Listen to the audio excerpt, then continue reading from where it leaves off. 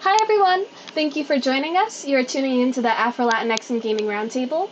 Remember that while you're here, we are raising money for two fantastic charities, Gameheads, which prepares and trains low-income youth and youth of color ages 15 to 24 in the Bay Area for careers in the tech and video game industries, and Panthera, which preserves and protects jaguar populations in human landscapes from northern Mexico to Argentina, so be sure to give them some love. My name is Giselle Francis. I am an Afro-Puerto Rican freelance game designer and narrative designer who has worked on both PC and mobile games. So, let's kick off this panel and let everybody introduce themselves. You want to start us off, Maria? Oh, good morning. Good morning. You know, I'm sorry. I truly apologize. Good afternoon. Buenas tardes. My name is Maria Ramos. People call me Lady Infamous 415. I am a streamer. I am a podcaster.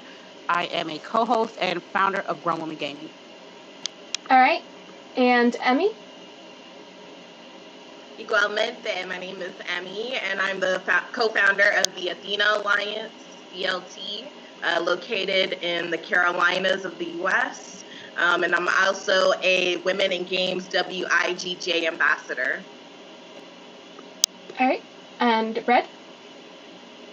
Hey, hola. How's everybody doing? My name is Tamika Motion, but everybody knows me as Red Infamy. I've been a journalist for almost 9 years now. I'm a host. I'm also a founder of my own outlet, Geeky Type, which revolves around highlighting Black and Brown and geekdom, and also a host as well on 137 p.m.'s Game and Ultimate Gamer Inside.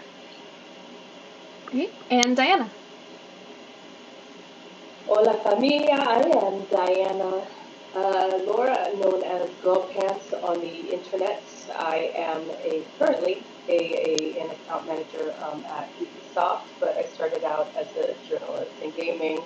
I've started out as a musical theater major. I've done a lot of different things, and now I work in gaming. Like I said, at Ubisoft. I am very happy to be here. Very happy to see some monsters here. I'm looking forward to the panel. Let's kick it off. Awesome. Okay. So, first question. Being Afro-Latinx, we have a few different facets of our identity. In what ways do you feel seen or unseen in the gaming community and in Latinidad? And if anyone wants to jump in. I will go first. I guess I'll go first. In the beginning, to be honest with you guys, they thought I was Black. I guess how my mannerisms were. But I really had to educate them. Yes, I grew up around Black culture, but my blood is Cuban. My parents are from Havana, and not one time that they were ashamed or made me feel like I was ashamed of who I was. So I really had to let people know who I was. And some people, surprisingly, some people don't even know where Cuba is.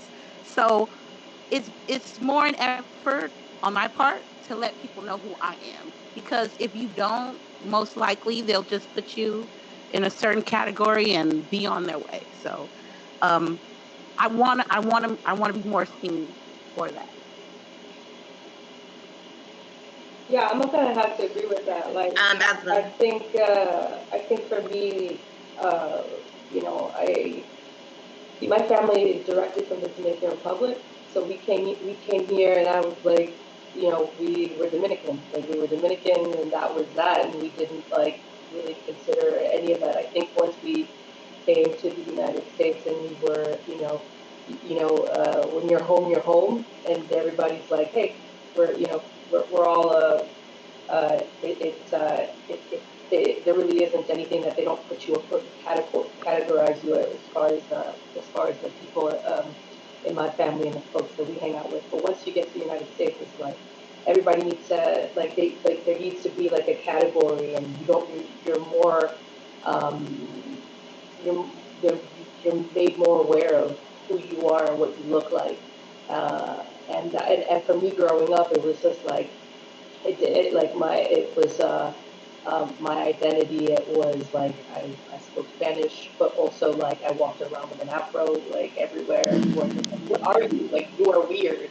Like what is going on with you?" And I think it's just like, I was reading this like really great article a few years back that like always like resonated with me about having to choose, like growing up. You know what I mean? Like you had to choose like who you were gonna play with in the playground. Like you were gonna play with the Spanish kids who spoke Spanish, or you were gonna play with the black kids, and you had to just be like pick one. For whatever reason, you always have to pick one, and like and that always made me just like rebel against having to choose any side, you know. I would say growing up, I was always told by my mother that she was too black to be Spanish and too Spanish to be black. And that kind of resonated with me when I was growing up. My parents are both Panamanian, so I am first generation Panamanian American.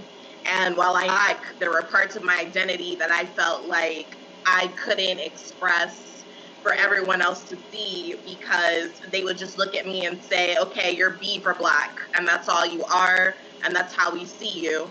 And so it was just like, I kind of grew up with not really having a full-fledged identity until I became an adult. And I said to myself, you know what? I am Panamanian American. I went to Panama. I found my motherland. I went and discovered those things about myself that I didn't find here in the U.S. And I felt at home. So I feel like those parts of my identity were things that were missing for me growing up. But as I grew older, I was able to express myself more firmly and saying, this is who I am. And being a part of a women's organization, I did a poll in my group, and I said, I want to know what you guys identify as. I identify as Afro-Latina. And I want to see what the makeup of this community is. And I had other women that were probably saying, I'm Afro-Latina, or, I appear black, but I'm actually Trinidadian, or, I'm from other parts of the, world. Just because my exterior reflects one doesn't mean that it tells the whole story. And so I work in that we're affirmed in our identities, and we say that, you know what, I may look one way, but I'm actually all of this, and this is what needs to be accepted, especially in the gaming industry. Yeah, just to get my experience, because my growing up is a little different from everyone else's. Like on my mom's side is the Cuban side. And for years, as I learned more about my other heritage, I always had to inform. I grew up in New York City. I always had to inform my Dominican friends, my Puerto Rican friends. I'm like, you're black. It's like, you're not Spanish. You speak Spanish, but Spanish is a nationality of a country. That's not your race. So I always, like, as I got more knowledge of my heritage, I actually had to inform a lot of people.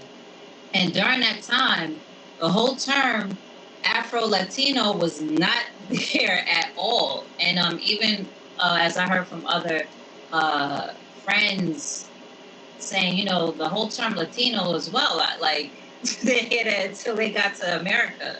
Because of course you're in one country, you're on an island, everybody knows each other, and you identify what you see. But a lot of misconception is that people don't uphold that you're black. And yes, you have the heritage and who crafted all the Latin America culture is from our ancestors, our black ancestors. So it's like that's the thing that I've always been fighting for before it was even cool. When I was mentioning this stuff when Twitter first came out, I got so much backlash. I could go back to the old tweets.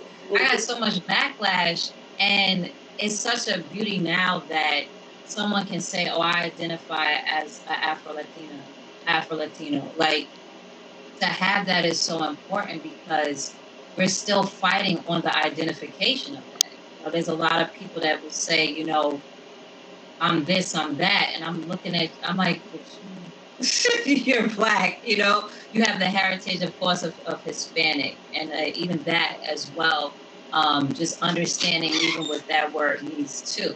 So, because people get the misconception of that as well. But as far as growing up, that was one of the things. I was like a freedom fighter back then, as far as being younger. just explaining that knowledge and being proud of it and learning more about my culture and finding out about my grandfather and my grandfather and what, as far as coming to the States and stuff like that. You know, I would be considered third generation as far as American. So, you know, my mom was born here, my grandfather was born here.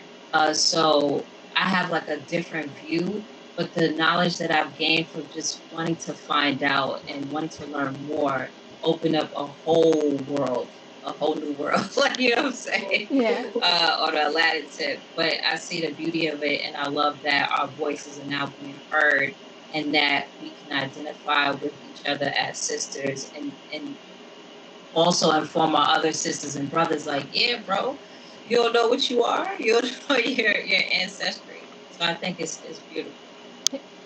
For me, I feel like because there's just this misunderstanding of Afro-Latino that, like, I feel like we're almost invisible. And look at TV, look at all yeah. the Latin television shows is mostly white Latinos. Yeah. Mm-hmm. I completely agree, and that's like weird for me growing up. Yeah, and then it's like, yeah, and it's like you're either it's like you are either black or you're Latino, and that's like what I absorbed growing up, to the point where, so like I come from a mixed family.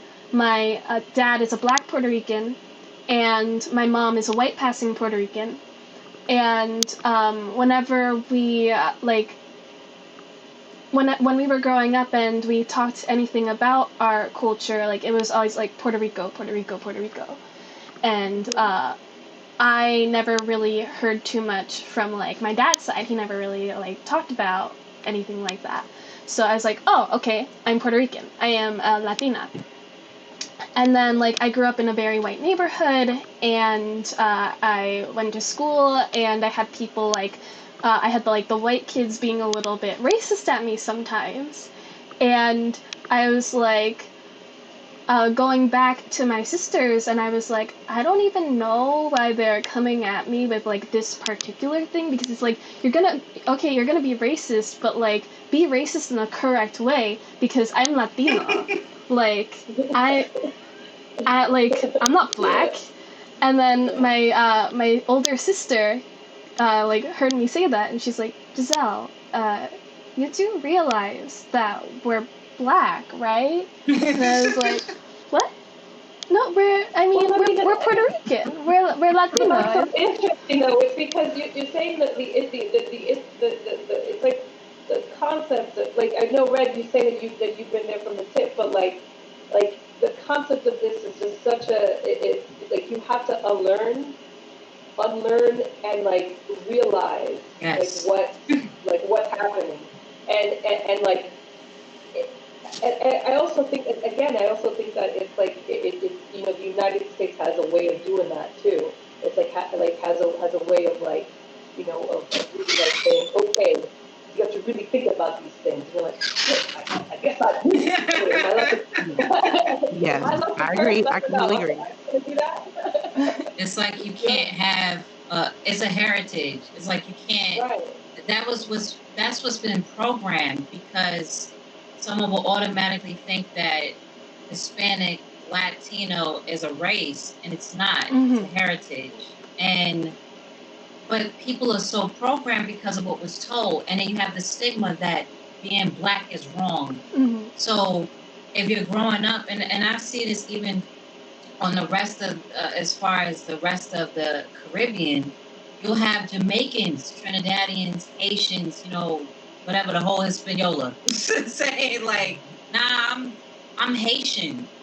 I'm not, what? So, like, you're saying you're a country that, you know your history, how you got there? So, like, you know what I'm saying, as far as, like, how you got there. Same with Dominicans. You have Dominicans even mentioning that, no, I'm Dominican. You know, they have that joke that was out just now, imposible, I'm not black. But a lot of Dominicans will say, a lot of people who are Haitian went over to DR and claim that they're Dominican because they didn't want to have the stigma of being Haitian. You know what I'm saying? There's a core problem on knowing who you are. And just like what Dianna was saying, and this goes for a lot with our people, a lot of stuff we have to unlearn and relearn on who we actually are, and taking over and expressing. I love, all these movements is because our voices have been shut, but we didn't even know we had a voice. That's like one of the stigma, that we didn't even know we had a voice. We didn't even know we had power to change the narrative. Is also an enslavement of the mind. And once you start being awoken to who you are, what you are, and remembering those past things that happened, just like what you were saying, it's like, well, damn, and even family members or friends, like, nah, this is who you are. And look at your history and do this, because like I have some Panamanian friends that was like their grandmothers was trying to pit them against each other because one was lighter than the other. One was more white passing than the other. We even seen that with Celia Cruz, as far as her and her sister. Her sister was lighter than her. And she fought. Like, she was like the first, like one, I would say one of the first, because you have Schomburg, you have so many people in our history. But as far as being like on the forefront during that time as an entertainer, she was like, no, I'm Black. You know what I'm saying? Like, so yeah, it's something that in our culture and us as a people, period, as Black people, no matter what heritage you stem from, is just unlearning so much things that, of course, in the United States and even globally, we see that stigma that Black, oh no, oh what? There's a lot of people that say no. Yeah. All right. So, what is Afro-Latinx representation like now, both in front and behind the screen? And what would you like to see more of in terms of representation in this industry? I think it's a new concept. Honestly, I just saw like a TikTok video of a woman going down the list of like folks who were Afro-Latino, and I'm like, what? I had no idea. This for 20 plus years. Like I know Gina. I think Gina Torres is like, I think she's like up there as like one of them the most famous ones that I've known of. But I don't think that that's a concept, like in the entertainment industry right now. Mm-hmm. It's not a concept of being an Afro-Latino. Latina is not a concept, because you're either Black or you're white. There's one. There's one. Yeah. You're the Black, you're white, or you're Sofia Vergara. So, yeah, I think the concept of a Spanish-speaking Hispanic woman is Sofia Vergara or J-Lo. Those concepts. Like that. That's it. And like I was an actor for a very long time, and it drove me fucking crazy. Like I couldn't like, so I would go in and I would go in, audition for they're looking for like a Latina lady with like a sassy from the Bronx, and I'm like, yeah, I can fucking do that. And I knew if I went in there, that like as soon as I walked in and I saw all the other ladies who looked like Salma Hayek, who looked like Sofia Vergara, that I knew that it was a wrap. It was a wrap for me. I also needed to straighten my hair, because this curls, girl. they don't want that. They don't want that. But like that, I don't think the representation is there, and I don't think I don't think that is something that the entertainment industry it grasps and / understands at this point. It took them a very, very long time to start thinking that it was that their Oscars so white. Like, it took 70 something years for them to realize that shit was. I'm sorry. For me personally, I'm gonna go for what I know. So as far as with the video game community is concerned, it is the same thing with the Black gaming community. I feel that we are not represented well enough, and I think it's either they choose to ignore it, or they choose to not listen to the people that work for that said company on seeing what's can we do to represent us better. Also, I think that they need to realize that it's not just black and white when it comes to entertainment, when it comes to video games, when it comes to representation, and all kinds of form of entertainment. And for them, they need to really open up and, like Red said, unlearn and relearn some stuff. Because with how social media is going these days, it seems like everything is getting sucked up into your brain, and all information from the social media aspect has not been good to us lately. So I need more representation on the higher ups for me. But no, I don't think it's not being represented well enough, and I think it should be. Yeah. Well, I mean, not to shout out like the latest thing is that you have in Far Cry, you have the main character is from a Spanish speaking country, but he's not. They didn't say. You know what I'm saying? They're not saying, oh, they're not projecting. Of course, we see a black man, right? Mm-hmm. But it's not anything projected at. That's why like things like this is so important.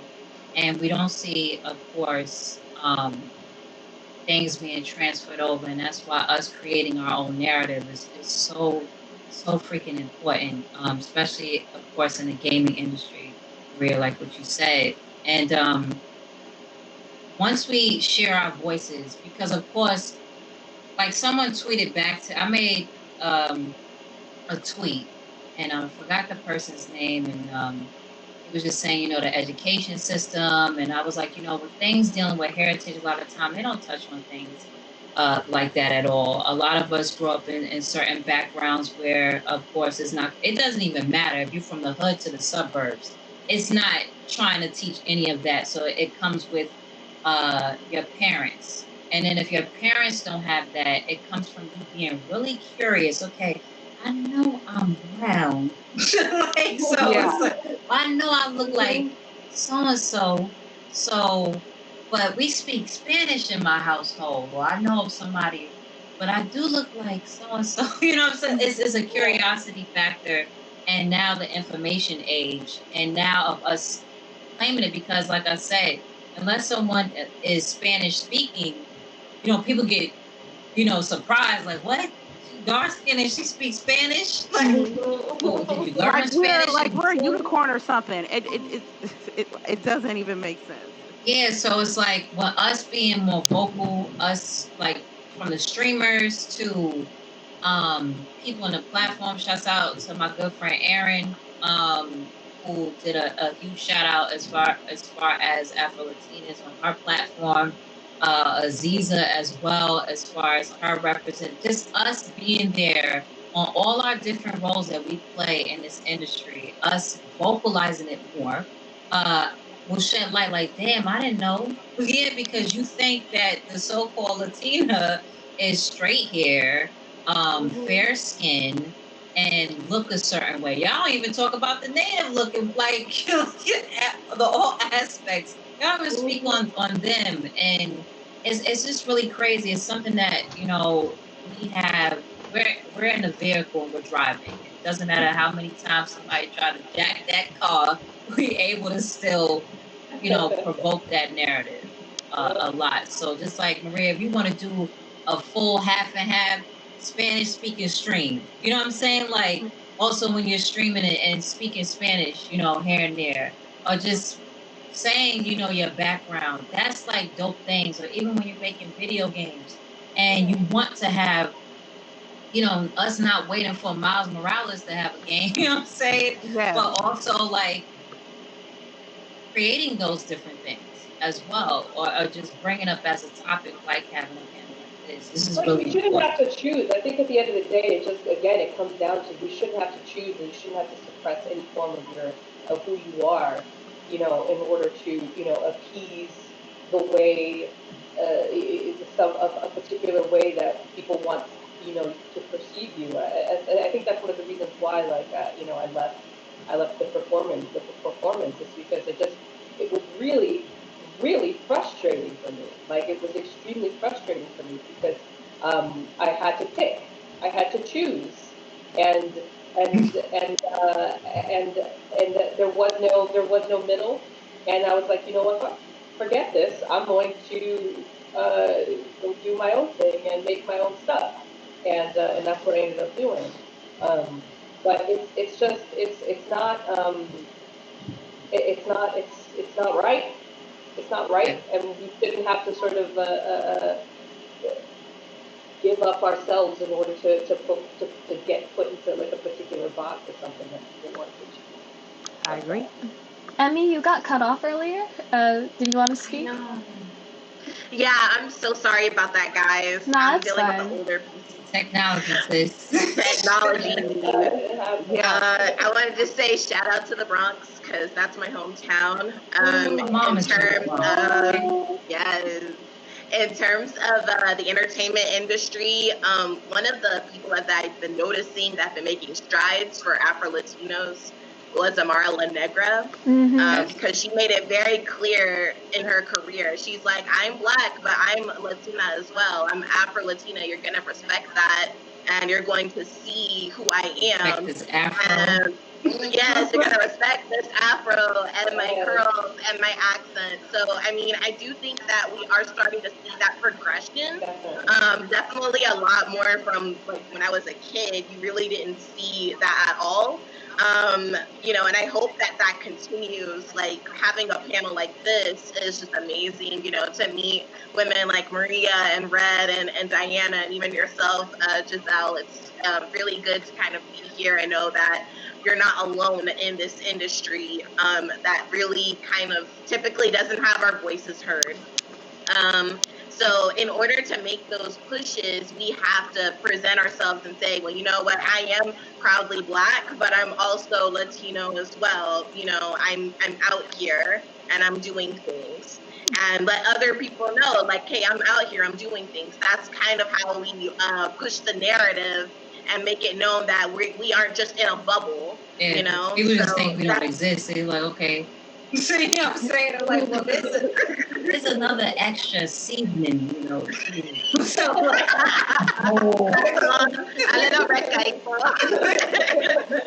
so it's just being vocal and loving who we are and who we are, and it's nothing wrong with that. It's I love people who's been out there, just saying, I'm this, and I remember Yaya from what was it, the it was Tyra Banks show, huh? Was it Lala you said, or Yaya? No, Yaya. Yaya Dakota. Yeah, top model. And when she said, I'm Afro, she was like, I'm Afro-Latina, but she specified. And I was like, wait a minute.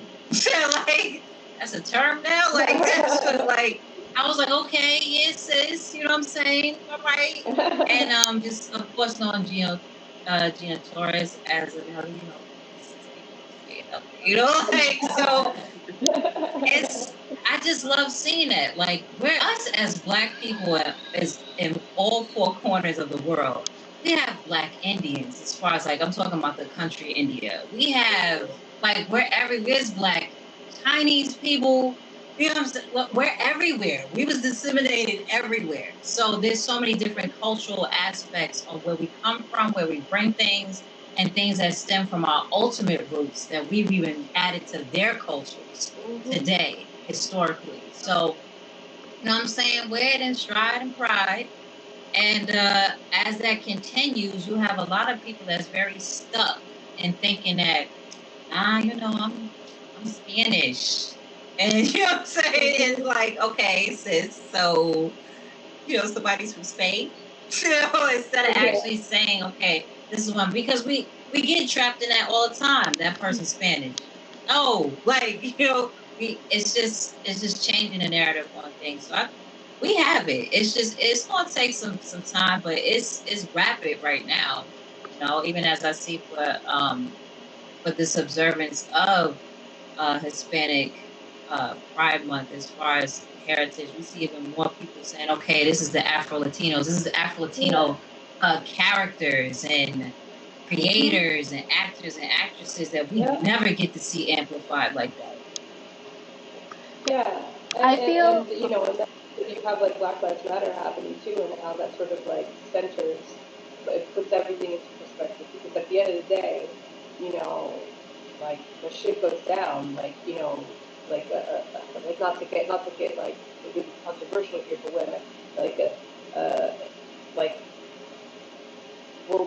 like we have a higher probability of getting shot. We have a higher probability of getting killed. Like Black women are not, you know, respected. Like let's be frank. I think Breonna Taylor is one of those examples of how like, you know, there's just no respect given, and and I'm always reminded of like of how easy it is, or how like how insulting it is to just like how it like just boils down to just like thinking, and that's the bullshit of it too, and then how like you know it doesn't fucking matter. Like when you, as soon as you know, if you're in a very confrontational situation, it always comes down to that. Like when a police officer pulls you over, and and I think that right now, especially, you know, we have Hispanic Heritage Month, we have the Black Lives Matter movement going on, and we just need to be super hyper aware of ourselves and our community and where we fit in that and how we support that and what United too. all of it, how we exactly how we unite each other, we're united, and how we support each other and uplift each other. And there's a lot to it. There's a lot to it. I'm sorry I interrupted you. It's okay. Yeah, I was just gonna talk about like representation like on the screen in the game industry, and I feel like for Afro-Latinos, like there's one, there's one. It's Miles Morales. Like that's all we got right now, and I feel like you could feel that and like that lack of representation and like introducing this new person who uh, represents us in all of the reactions that he garnered when he first came out. And I would just love to see more of that in the industry. Our stories being treated respectfully, and like let's get some Afro-Latinas in the house because like we're just not there. Yes. Yeah, the more and more we create, You know, like helps. exactly. I think that you know that it is coming though, and I really think that we need to uplift like folks that are really pushing for that. So there's like, you know, there's like a company like Brassline Entertainment. Like they are pushing, like they have a game called Corner Wolves where that focuses on a Afro-Latina woman, and she's like the lead character. And like that's the sort of thing, those are the sort of companies that we need to be supporting, and like really when they come out and like and just even like and like spreading the word when that comes out. So it's coming, and it's unfortunate too because that like I love Miles. I also like I literally as a character I think he's the only character I can think of that's an Afro-Latino. Like literally the only That one. can be If very there's more, identifiable. yeah, like tell me, but like, but even so, like in gaming, What do you guys think about Eddie Gordo and Christy Montiero? Because when I was growing up, those were my video game characters that I was like, yo, these are Afro-Latinos right here. And I don't know if you guys were Tekken fans. I am, and I know Eddie. I know Eddie very well. I didn't even think of Eddie. Oh my goodness. Yes, girl, that is the Afro-Latino character that I grew up with and put some respect on his name and put some respect on Christy Montero because she was Brazilian up in there. And those were my characters. Like, you know, I think I kind of cut things short because while they're not as much in the limelight as Miles Morales, we do have to remember that these things were in the industry before. It's just keeping that type of like memory up there. I know memories can be short on the internet, you know, because like something happens and then we move on to the next issue. But man, like, I remember I grew up like Eddie, of course, Eddie for sure. I would say Eddie more than Christina because it's like a little underline on who she actually is. But Eddie for sure because we get to see his melanin hair. You know what I'm saying? Like that's what I mean by like the ultimate identifiers as something. Like you could be in between not looking like that. You can have finer hair. You can have looser curls. We have of all as Black people, we have of all shades. Period. You know what I'm saying? We the first people. So I'm like of all shades. Period of are and what we are. So yeah, you just reminded me, of course, Eddie. You know what I'm saying? I used to. Sounds like I have to play some Tekken. I haven't played. Oh yeah, but that's what I'm saying. Like I love the absolutes because of this. I don't like when there's a character that is like, well, we gonna put her on the team or so like, or is she might be something. You know, I love when there's characters that I can relate more to, and I already know who they are. You know what I'm saying? So I don't like the character if maybe a house. So yeah, for sure. All right. Let's talk black hair and black character design. Okay, can I start this one really quick? And I start this one really quick because I'm part of Women in Games, which is a global organization for the advocacy of women to progress in the gaming industry. And my plan has been to throw a little shade into that forum because it's mostly game devs that are in there. So the latest thing I did was I posted a tweet, and the tweet started out with saying like white devs about white characters. Oh, we have 84 combinations of jawline, skin tone, you know, eye color. And then it's like when game devs talk about black characters, it's like, okay, guys, you want a big afro or a tiny afro? Like, which one y'all want? I repeated that. I'm telling you. And so I posted it, right? And it got like 100 different reactions. Like there were people sad facing it. There were people like, oh my God, we care about this content.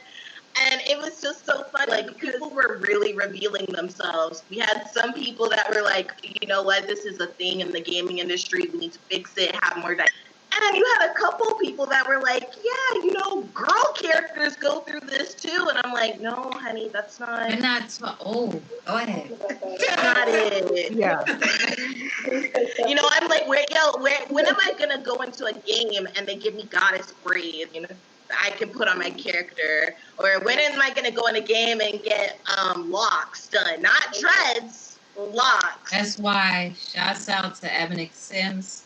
Like, as far as a lot of the mods, you know, she became a programmer on her own. You know, as far as mods of hair types, and she had the excuse about, well, you know, the polygon count and all this other BS. And I'm like, no, there's a way to do it.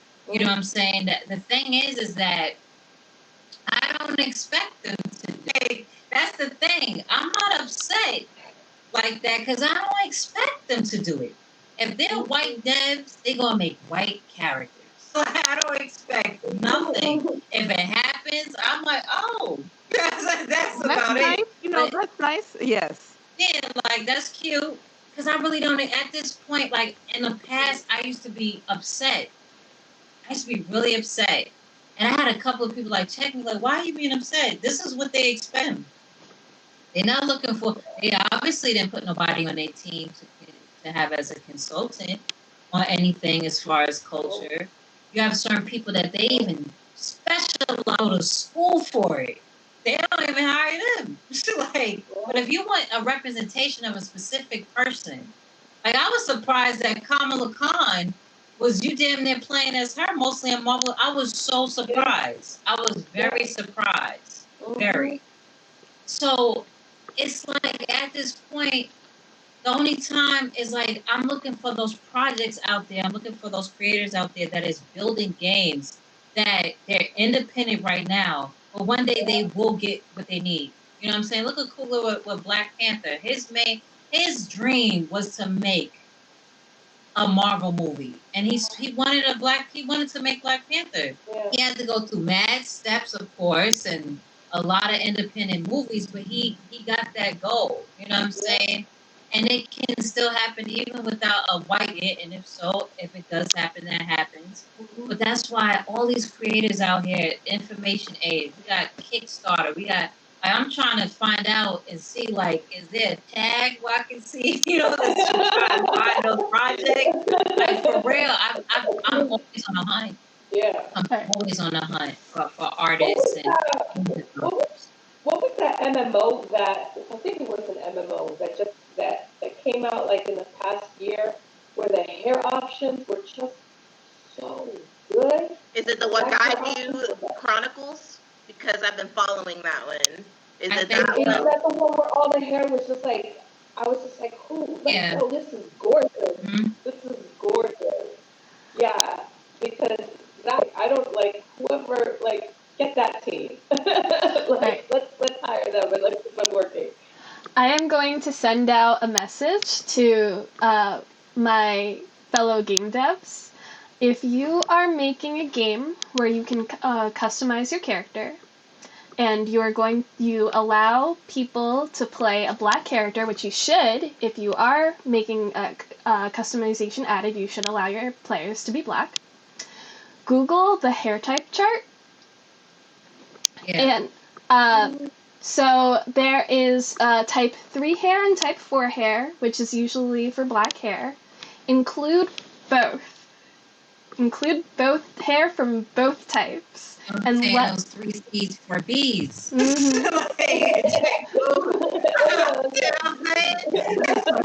some curls and some color and some frizz in there, because I'm telling you, it's like a you're shooting the dice when it comes to games that's customizable characters in there.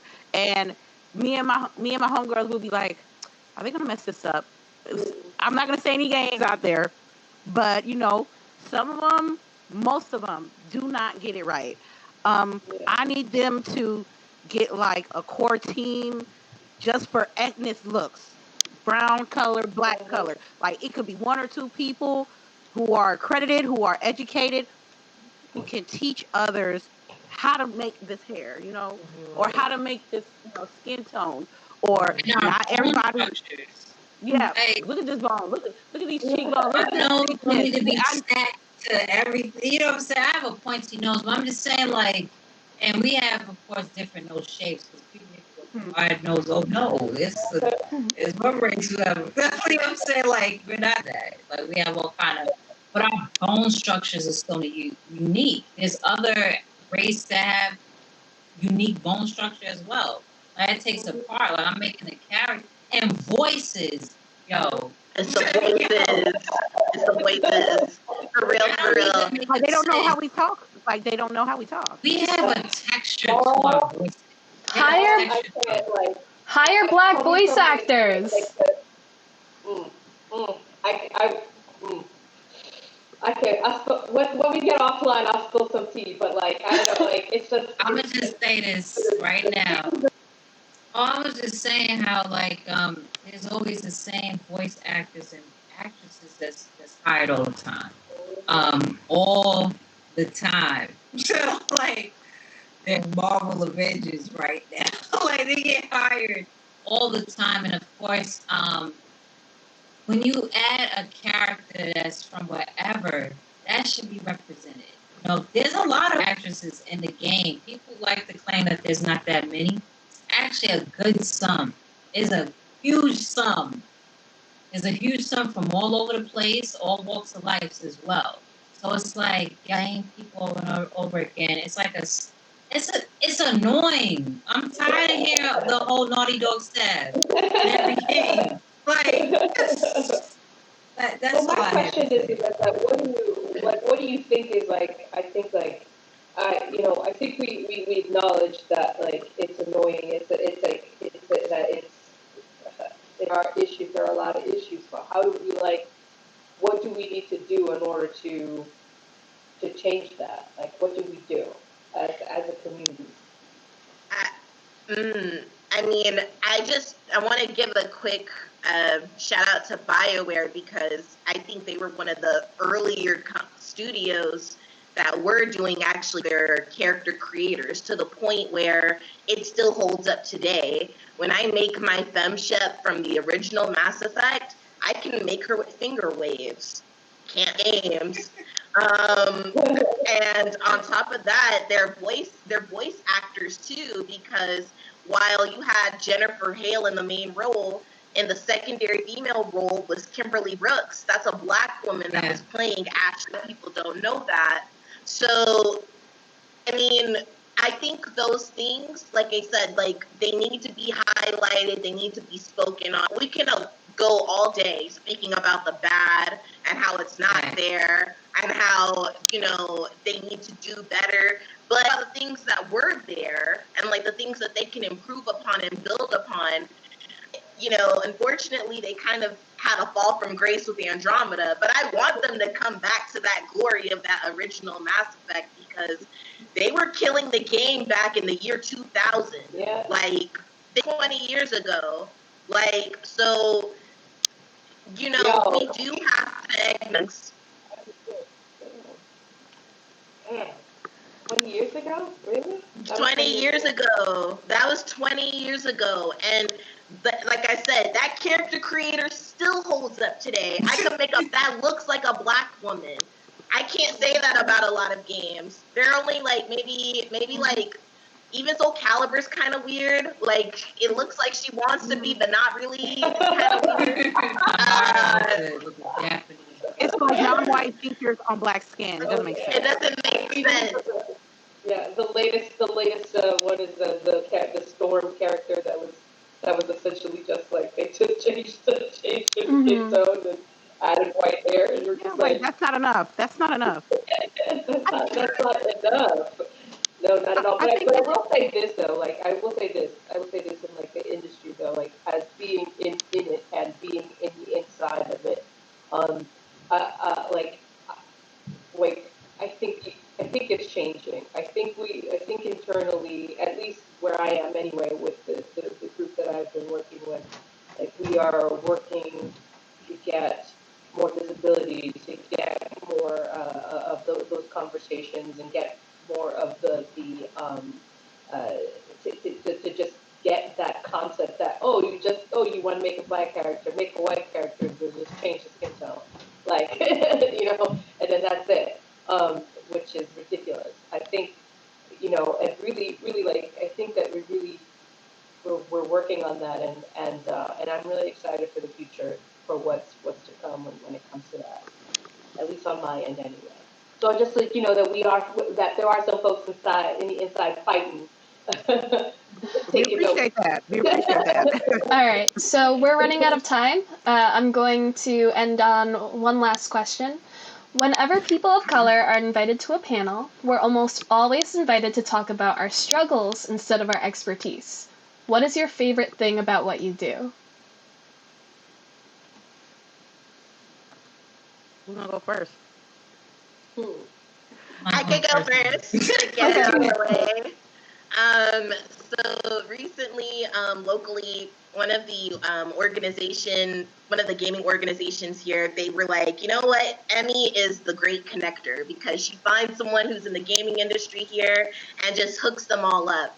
And I had to laugh, but I think that is something that I do excel in, is community building. My community has over 500 women that play games globally. And, I've been trying to go into other communities and seeing how they do things. And and learning from them, and then implementing, you know, my own spin on things and saying like, hey, we can have game nights every week. We can have things that don't isolate women anymore, and, you know, really try to find that camaraderie with women, because you don't really get to see that often. Women kind of have like this thing where we compete against each other. So instead of having an environment like that, I wanted to go ahead and foster an environment where it's like, you know what, we can all get together and game and have a great time. And it's not all about competition. It's about, you know, really trying to build and forge different relationships. So that is something I can say I excel in. For me, why do I do what I do? I'm gonna be completely honest with you. When I first started doing this, I didn't see women like me being on Twitch, being on YouTube, Facebook, whatever streaming platform you find. I didn't see women like us. When I started like 5 years ago, it was really a needle in a haystack type of situation that I found women like me.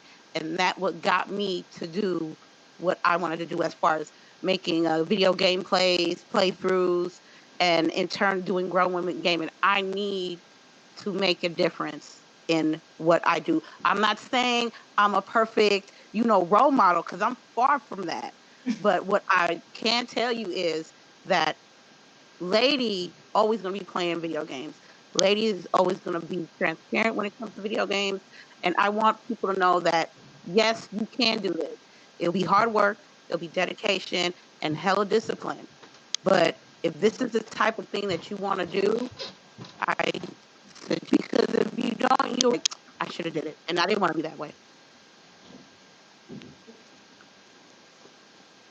I guess I'll go because it got silent. I would say, like, as far as like a thing that I'm really great at, like in video games, I love being a medic.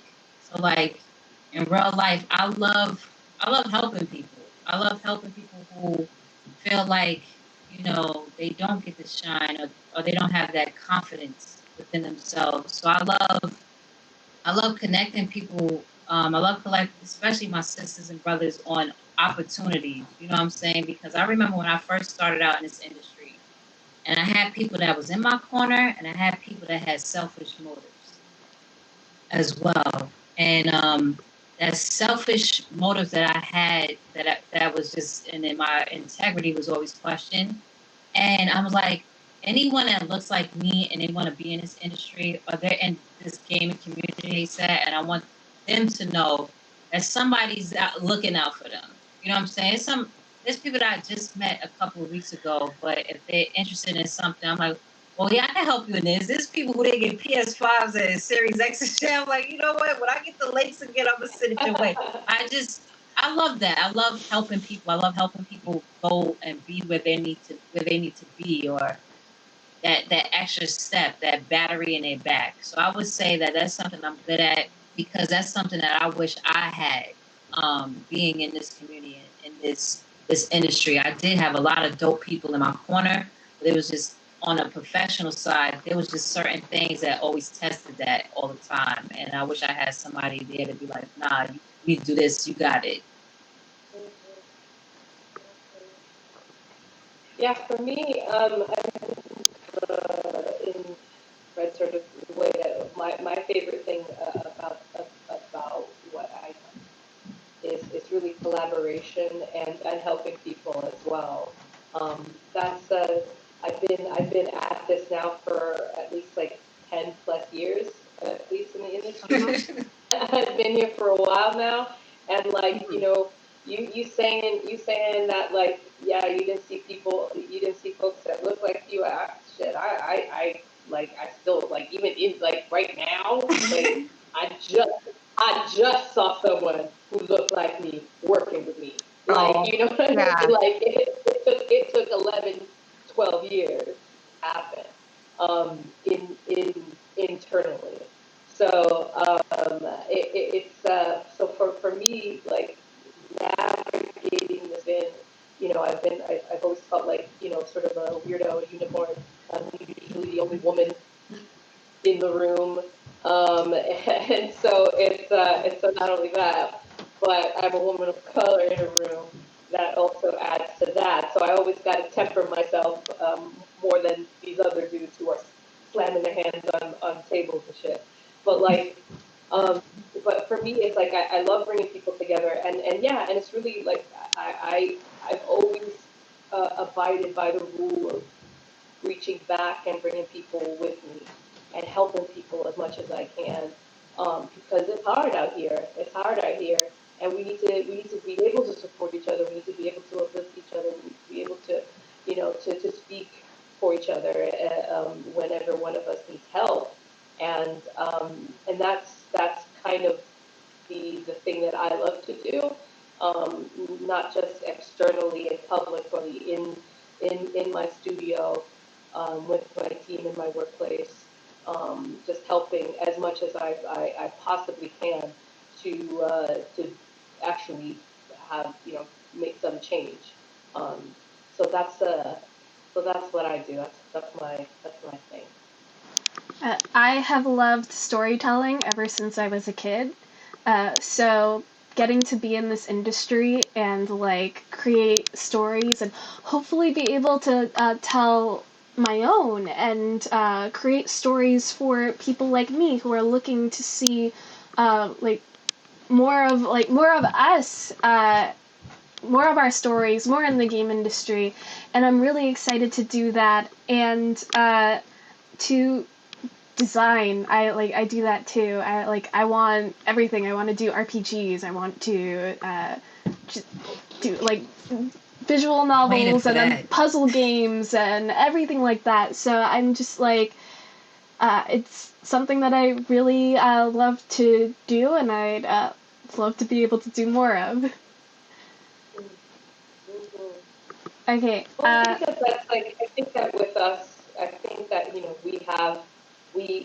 all know each other, and then I think one of the important things to remember is that like we live in a we live in a society, where, like we live in a world right now where it's super easy to reach out to people. So I think that like we be open, and aware that like you know you have organizations um, like Latin gaming, like those fantastic organizations, and they're doing really, really great things.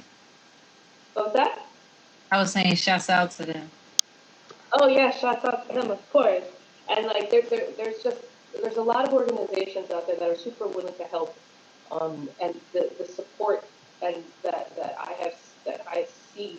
I personally I creep a lot, so I just like observe like people say, hey yo, I need some help with this, and people are like, yo, I got you, don't worry. And it's like it's fantastic, and that's the sort of thing that like I think it gives me hope that we're on a good path. We're on a very, very good path.